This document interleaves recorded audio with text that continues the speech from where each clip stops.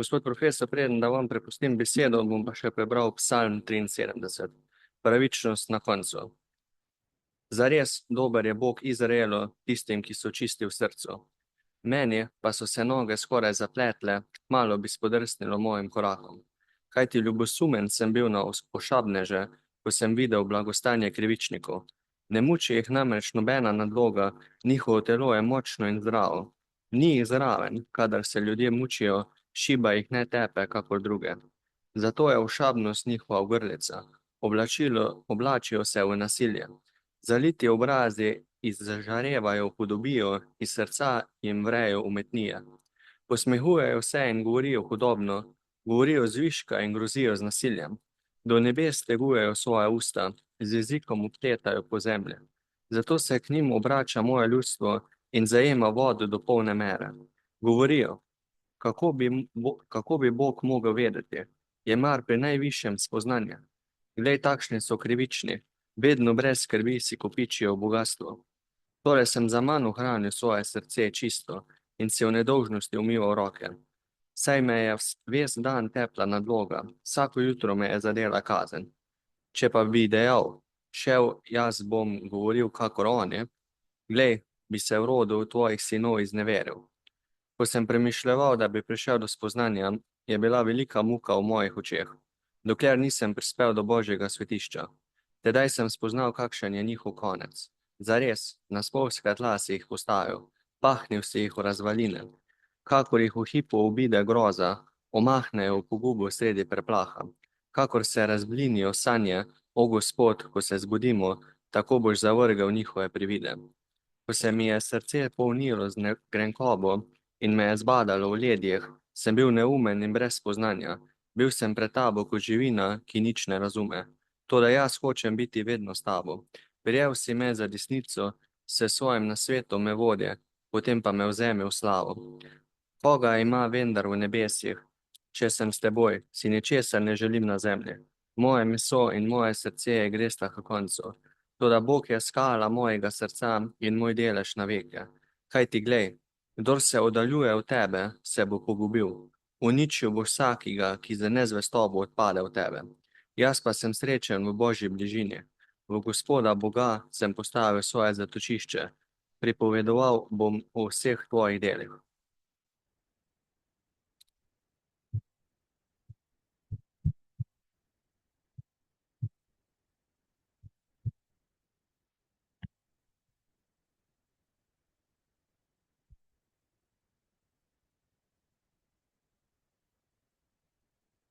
Spoštovani gospe in gospodje, lepo vas pozdravljam k temu srečanju za razmišljanje o svetopisemskih osnovah upanja. Upanje, težnja po sreči, je najbrž najvišji cilj človeškega življenja.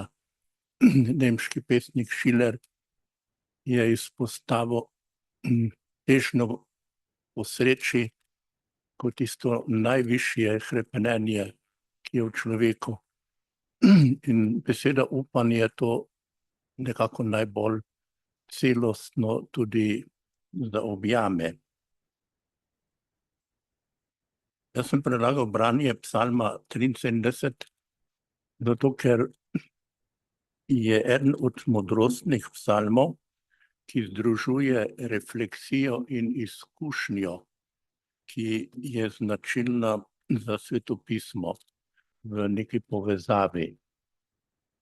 Če vzamemo modrostno izročilo svetega pisma, potem se takoj spomnimo, kaj vse nam posreduje filozofija, ki temelji na svetopisemskih postavkah.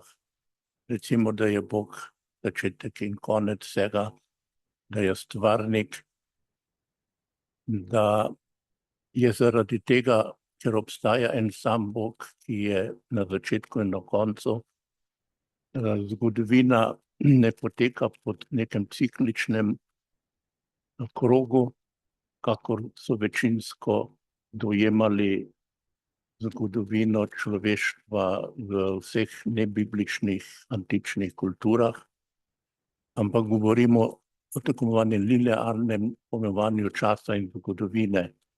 Zgodovina, ki ima nek začetek in teži k njemu cilju, telosu. Zato uporabljamo včasih tudi izraz teleološko, ne samo teološko, ampak tudi teleološko orientacijo sveta. In to je filozofsko gledano tista prva osnova za razmišljanje o upanju. Ali imamo neko upanje, ko nastanejo neke težave, ki nas zadenejo osebno in potem to čustveno, morda še močneje, kakor razumsko doživljamo kot neko težavo, trpljenje ali celo tragedijo. Posebnost Svetega pisma je v tem, da za razliko od vseh drugih antičnih religij bolj vsestransko notranje povezuje tri dimenzije razmišljanja in tudi izkušnje. Razmišljanje na kozmični ravni, na družbeni ravni in na osebnostni. Na kozmični ravni je to, kar najbolj vsestransko raziskujejo naravoslovne vede, v humanistiki, predvsem filozofija, ko ugotavljajo, da je svet ni neskončen, da obstajajo neke meje, da onkraj teh meja, do katerih sega možnost naše znanostne razmišljanja, obstaja nek skrivnostni svet, ki ga ne znamo razložiti, in vse to predstavlja neko osnovo za upanje, da obstaja nekaj več. Se pravi, judovsko ali krščansko usmerjeni misleci, ki verujejo v Boga, potem radi poudarjajo, da obstaja nekaj več, kakor je to, kar v tako imenovanem pojavnem svetu lahko vidimo ali čutimo. Medtem ko materialistična razlaga sveta ravno to hoče zanikati, pa poudarja, da je pravzaprav vse podvrženo nekim fizikalnim ali tudi mehanističnim zakonom in torej ni nič novega na svetu, tudi ni nič duhovnega. Tem na družbene ravni je velika razlika, ali družbo dojemam kolektivistično, ali pa kot recimo občestvo, kjer se ljudje čutijo povezane, odgovorne en za drugega in poskusijo ustvariti tako imenovano Božjo državo na svetine. Tudi če je ne vem koliko meja, še vedno verjamemo, da je možno ustvariti nek pravični svet. Čeprav je recimo Thomas Mann v svoji knjigi Utopija govoril o tem, da na tem svetu ni možna neka družba, ki bi bila idealna, po načelu neke pravičnosti, solidarnosti in ljubezni. Zato govori o tako imenovanem utopičnem svetu. Ampak tudi ta način govorjenja predpostavlja, da obstaja nekaj nad tem pojavnim svetom, ki je duhovne narave in je torej temelj našega upanja. V Svetem pismu najdemo odtenke tega načina razmišljanja in dojemanja v različnih knjigah, v pripovedih, modrostni literaturi, pri prerokih, psalmih, kot molitvah in tako dalje. Ampak Sveto pismo je najbolj značilno po tem, da se skoraj vse, kar beremo v Svetem pismu, dogaja na duhovno-izkustveni ravni, na individualni ravni. Tudi ko neki pisatelj govori o nekem zgodovinskem dogodku ali razmišlja o kozmičnih dimenzijah, kot recimo Jobova knjiga, hrepeni po tem, da doživi Boga kot osebno bitje, ne samo kot neko načelo, recimo prvi vzrok, ampak Boga, ki posega tudi v zgodovino osebno, ki posega v človeško dušo. To je pa najbolj pogosto in najbolj intenzivno izraženo v preroški literaturi. Preroki so doživljali osebno srečanje z Bogom, neke vrste vstop Boga v njihovo dušo, da so se z Bogom pogovarjali od Mojzesa naprej, ko je prejel 10 zapovedi, da doživljajo kot osebno bitje, nekateri tudi na mističen način se z njim pogovarjajo. In kaj je zdaj posledica tega? Boga kot osebno bitje doživljajo veliko bolj vsestransko in kot samoumevno na ravni svetosti. Ne more si predstavljati, da Bog ne bi bil sveti Bog. Božja svetost ni pojem, ki bi bil v središču v drugih religijah. V Svetem pismu je pa v absolutnem središču. Bog je, recimo po filozofski intuiciji, summum esse summum bonum, kot najvišje bitje, tudi najvišje dobro. Je torej sveti Bog in v stari novi zavezi v vseh besedilih je poudarjeno, da je Bog sveti Bog. In ker je potem Bog neke vrste zrcalo našega dojemanja celotne resničnosti in resnice, se pokaže toliko bolj problem in tragika človeške krivde. Zato je v Svetem pismu veliko bolj pogosto govor o človeški grehu, krivdi, ki je velikokrat tako huda, onkraj možnosti človeškega dojemanja, da lahko sklepamo, da ni več nobenega upanja za človeka. In kje se zdaj to pokaže? Ta izkušnja v človeškem življenju je postavljena prav v začetek Svetega pisma.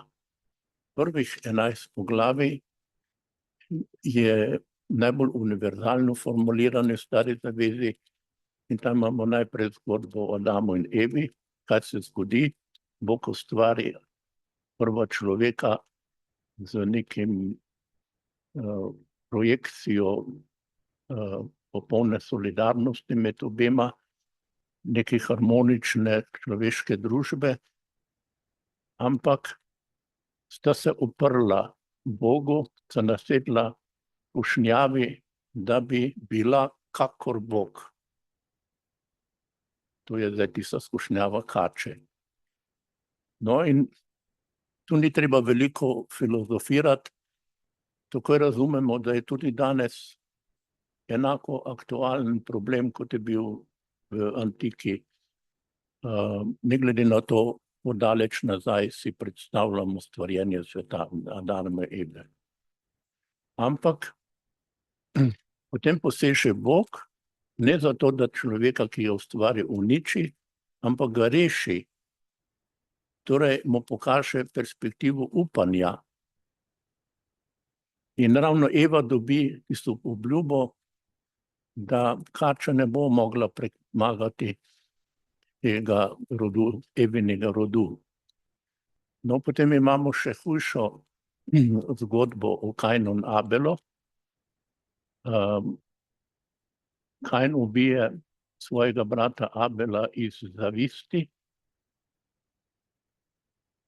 To je tako pretresljiv dogodek, da Kain sam obupa nad samim sabo in pravi, da je njegova krivda prevelika, abo ni kadol limsoa, kar pomeni v hebrejščini, moja krivda je večja, kakor jo moram nositi. Se prevelika, da bi jo lahko nosil. In potem nastopi Bog in pravi, da ne bo dovolil, da ga nekdo ubije, mu daje kljub temu možnost, da pride k sebi, da se bo sicer taval po svetu, ampak zaradi tega še ni pogubljen. Se pravi, daje mu možnost upanja za prihodnost. No, potem imam naslednje zgodbe, vesoljni potop. Kako se konča vesoljni potop? Na koncu imamo obljubo, nikoli več ne bom uničil tega sveta z potopom. Spet obljubo upanja v človeštvo. To pravi, da človeška krivda ni tako velika, da bi izničila pozitiven božji načrt, pozitiven načrt Boga kot svetega bitja, ampak bo poskrbel, da gre svet naprej. No, potem je ena zanimiva zgodba v knjigi Žalostink. Knjiga Žalostink v 5 poglavjih je bila napisana po babilonskem izgnanstvu. 568 so Babilonci uničili Jeruzalem, svet ljudstva so deportirali v Babilon, uničili so tempelj, večino dežele porušili. To se pravi, to je bila popolna nacionalna katastrofa.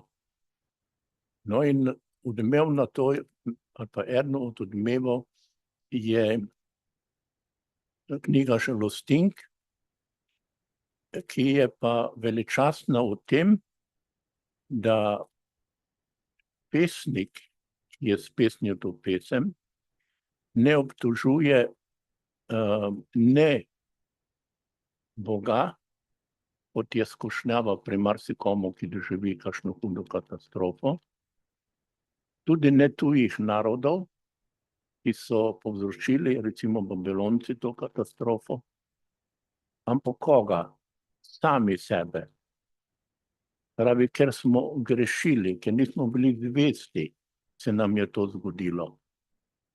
In potem je največ govor o tem, autorefleksija o tem.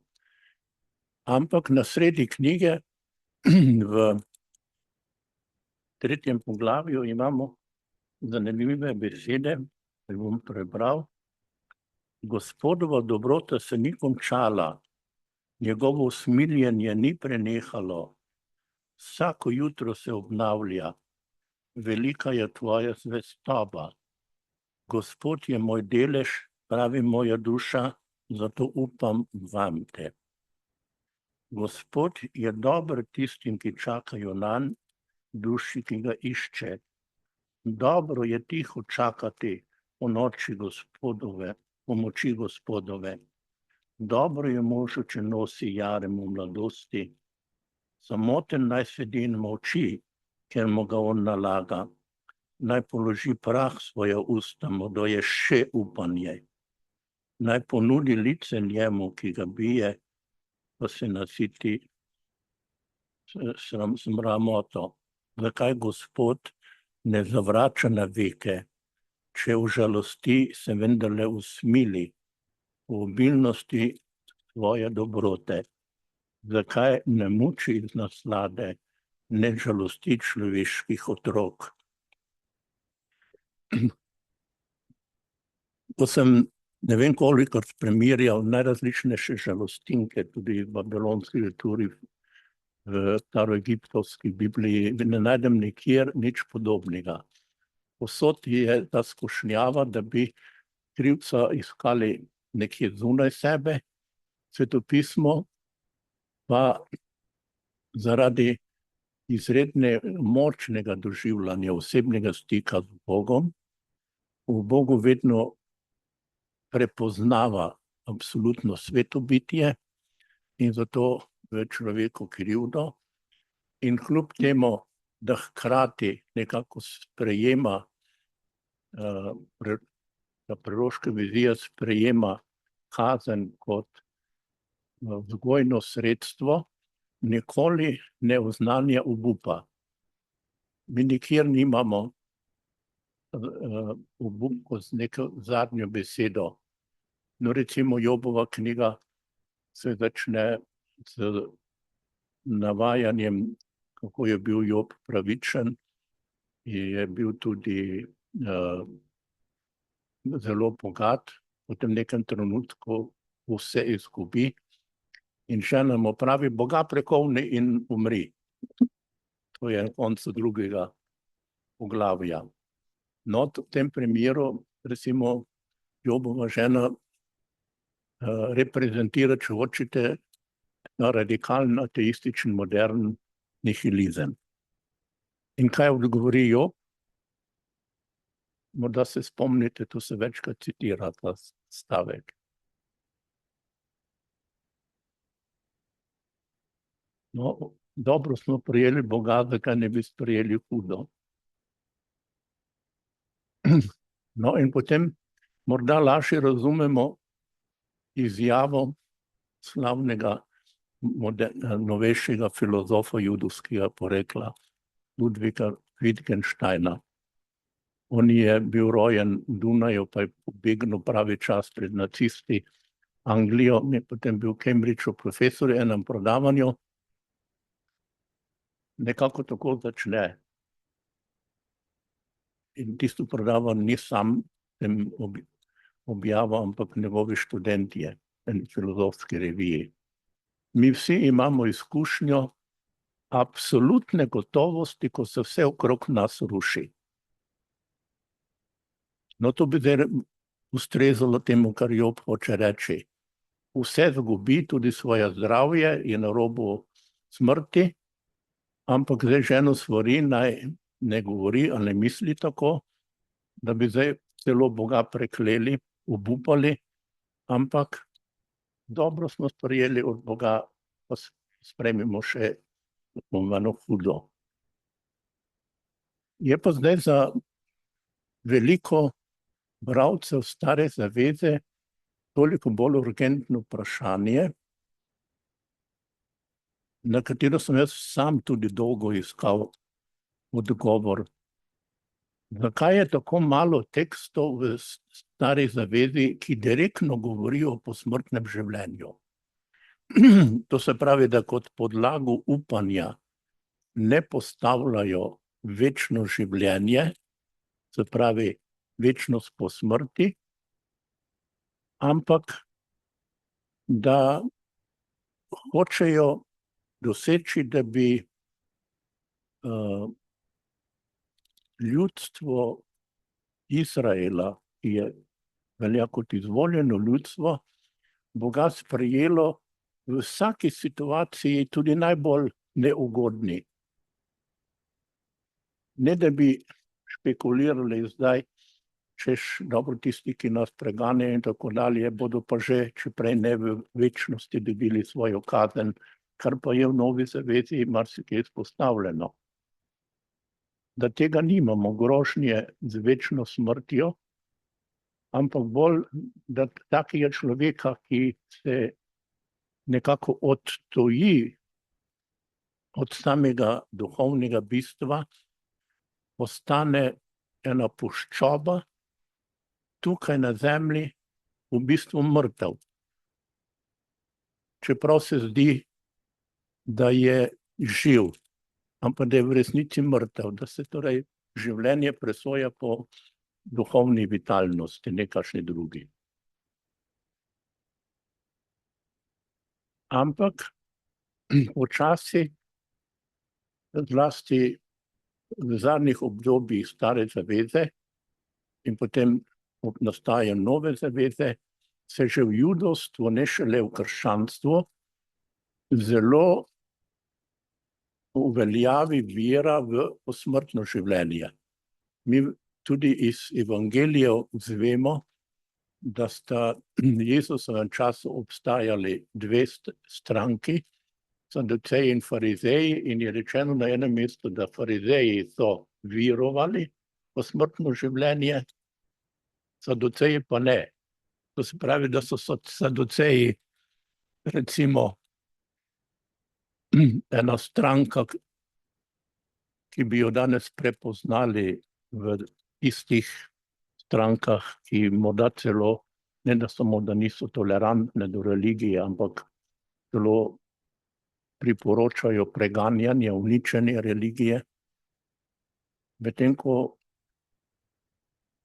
farizeji so pa izrazito poudarjali posmrtno življenje. Spravi, da so tudi kot stranka religiozna stranka. In to nekako prevlada tudi v Novi zavezi. V čem je bistvo Nove zaveze v primerjavi s staro?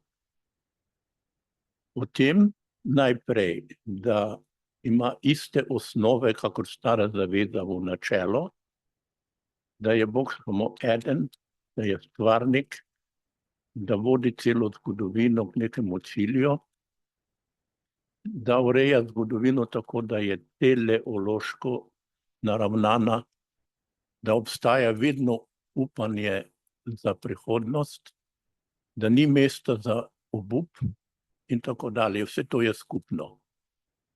Ampak Nova zaveza temu doda še nekaj, da je to tuzemsko življenje samo del celotnega življenja, da se potem nadaljuje po smrti.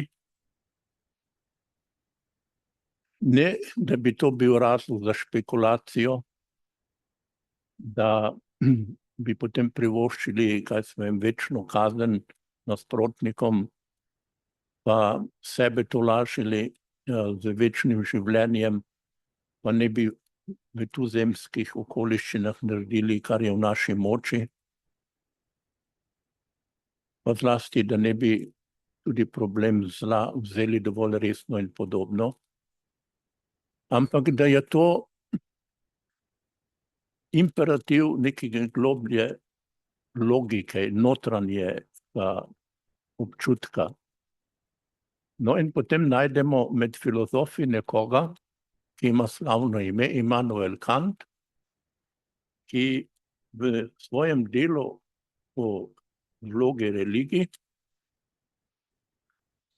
sam izpove vero v enega Boga in v posmrtno življenje z utemeljitvijo, da ne bi videl popolnoma nobene možnosti, da vidi smisel in upanje za življenje, če tega ne bi veroval. Da ni nobene druge osnove za upanje in vero, kakor vera v posmrtno življenje. To se pravi, vera v Boga, ki omogoča smiselno življenje že tukaj na zemlji, ampak ki dokonča svoje delo v tako Božjem kraljestvu, ki sega onkraj zemeljskih resničnosti. Posledica tega pa je, da imamo zdaj bolj jasno definirano dve osnovi, ki so tudi cilj človeškega življenja v Novi zavezi, kakor je v Stari zavezi. Na čem temelji naše upanje? Kaj se največkrat pojavlja v Novi zavezi? Recimo, v pismu Korinčanov imamo stavek, če Kristus ni vstal, je prazna naša vera. Odkot da je to? Če Kristus ni vstal, je prazna naša vera. Ampak zato, kar izvolite.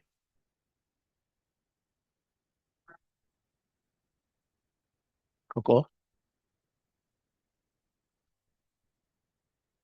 To je pa zdaj drugo. To je pa bistveno povezano z vero v posmrtno življenje, pa je, da posmrtno življenje si ne moremo predstavljati drugače, kakor da je na višji ravni, kakor je to zemsko, bolj prečiščeno. Torej, recimo že Dante v svoji Divini Comedija govori o vizijo beatifika, da gre dejansko za blaženo videnje Boga, ne. In to pomeni, da je glavna skrb, ki jo tem Jezus, Pavel priporoča človeku, se pravi kristjanu, je skrb za čistost srca. To, kar najbolj poudarja recimo filozof Kierkegaard, čistost srca kot je ideal. Da bi bili vredni večnega življenja, Jezusovega vstajenja. Zato je tako važno, da je poudarjeno, da je Jezus edini pravičen na svetu, da noben človeško bitje ni pravično, samo Jezus je absolutno pravičen, ker je Bog, Božji sin, in da je zato prišel, da zato oznanja Božje kraljestvo ali Božjo pravičnost, drugo besedo, da človeka vodi k svetosti iz situacije krivde. To pomeni, da imamo v novi zavezi za razliko od stare poudarjeno dve dimenziji kot osnovo upanja, veliko bolj kot tisto najbolj prvo, najbolj materialno, ki pa je v stari zavezi bolj izpostavljena, recimo želja po človeški osvoboditvi iz neke sužnosti, recimo egiptovske sužnosti. To, kar bi v sekulariziranem svetu tudi kar ustrezalo, ne. Da rečemo, svetopismo govori o tem, magari kdo reče, da je bil Kristus prvi komunist, ampak če bi pa potem nadaljujemo debato, pa bomo rekli, da pa je bil tudi svet, pa da je oznanjal posmrtno življenje, prej ne, to pa že me ne zanima več, ne. Da bi potem rekli, tako kot Krkju, Areopagu, Pavlu, o tem te bomo pa drugič poslušali, ne. To se pravi, da nova zaveza organsko združuje tri dimenzije. Spravi, verjame, da Bog lahko stopi v svet, pa spremeni usodo, tudi da kakšno vojno konča s tem, da spravi k pameti kakšnega politika, vsaj enega od milijon, in da konča vojno. Drugo, da navdihuje cele narode, skupnosti, da bi živeli trezno in pobožno. In tretjič, da pa je jedro sporočila namenjeno človeku kot posamezniku, da je človek kot posamezniku duhovno bitje. To se pravi, da je najpomembnejše sporočilo nove zaveze, da je človek duhovno bitje, in ker je duhovno tudi nesmrtno bitje, obstaja upanje za prihodnost, ne samo za kakršno kratkoročno, ampak za večno življenje. Najbolj celostno je vse to prikazal, združil kot veselo sporočilo sveti Pavel v pismu Rimljanom. V prvem poglavju govori o univerzalnosti človeške krivde. In sicer ne v abstraktnem smislu, ampak v jeziku, ki te res strese. Govori o tem, da so generacije ljudi pred nami delale sama grozodejstva. Pa s tem najbrž noče zanikati, da so se zgodile tudi dobre stvari, ne? Ampak zato, ker ima en cilj pred sabo, da Jezus prihaja zato, da človeka očisti, da ga upraviči in ga usposobi za večno življenje, hoče še posebej izpostaviti univerzalno človeške krivde. In poudarja, ali pa drugače rečeno, zato tako zelo to razne primere izpostavi v najbolj grozne umore, nečistovanja, perverznosti, da se ne bi sprenevedali in potem kar naprej obtoževali nekoga ali pa celo Boga, zakaj se vse grozne stvari na svetu dogajajo, da je treba najprej pogledati, kaj počne človek. Zakaj ne znamo nehati ene vojne, res katastrofe?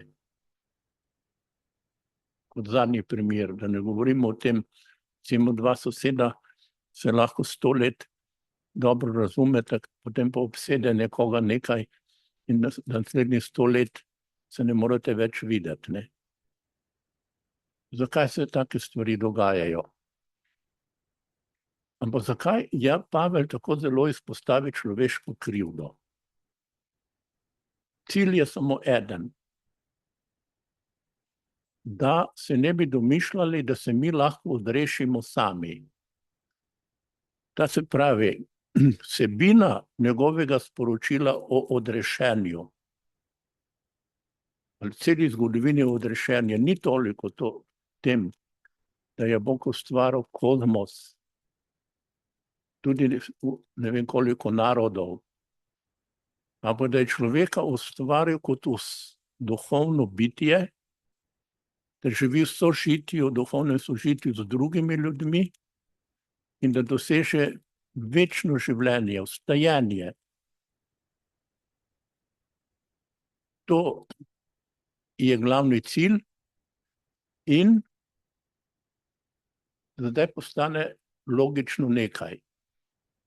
Če je res, da je Bog v drugi osebi, Jezusu, prišel na svet brez greha, da je absolutno svet, če je res, da je Jezus vstal od mrtvih za večno poveličeno življenje, potem je logično res, da si mi tega ne moremo zaslužiti,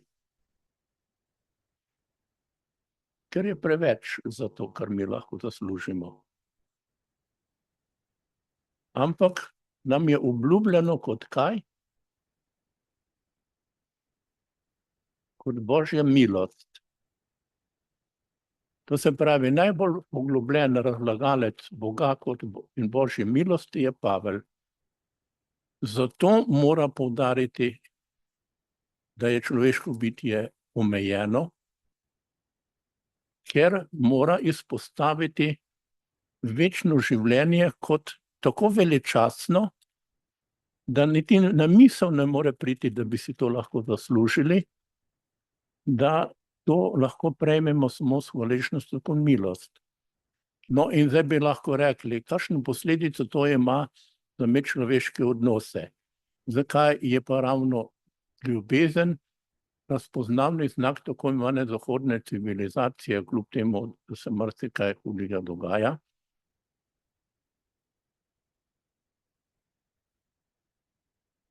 Zato, ker milost Božjega življenja v človeku, človeka vzdigne tako visoko, da šele zdaj razumemo stališče Pavlove teologije, kaj hoče povedati tisti stavek na koncu poročila o stvarjenju, da je Bog ustvaril človeka po Božji podobi. Da smo mi ustvarjeni po Božji podobi. In če smo mi ustvarjeni po Božji podobi, pomeni, da mož in žena ne morete pod nobenim pogojem, ne smeta priti v situacije, ko bi drug druge jemala kot objekt. Da je največji greh, ki lahko nastane na svetu, če vzamemo človeka, jemljemo človeka kot objekt.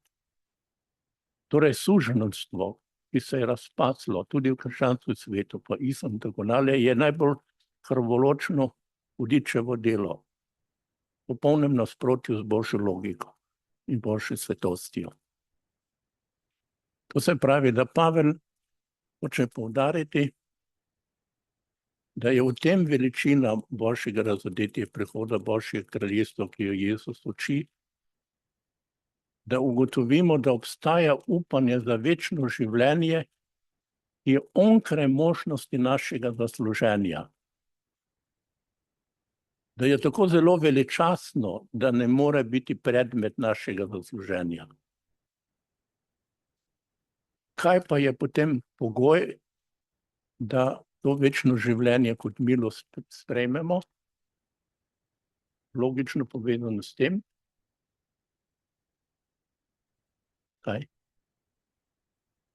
To je eno, to je del vera. In kaj pomeni vera? To je tudi celostni pojem, se pravi priznanje, da obstaja en sam Bog, priznanje, da je Bog svet ustvaril, priznanje, da ga vodi, obstaja upanje, priznanje, da smo mi omejeni, to je samo del tega, to je tudi krivdo, in sposobnost, da prosimo, zato je molitev v središču, ali višek, krščanskega razodetja tudi judovstvo, da Boga prosimo za to milost in da smo solidarni, vse to je vključeno v veri. Ampak recimo latinska tradicija pojma vere pride od fides, od recimo la foi, fede in tako dalje. Kaj pomeni fides? Da je pa višek vere zvestoba. Fides je zvestoba. Biti zvest. Krščanstvo in judovstvo so torej religija zvestobe. Nauka o zvestobi. O božji zvestobi in klic k človeški zvestobi. Od tod največji greh, največji greh tudi v tradiciji, upor angelov celo, nezvestoba, upornost, aroganca.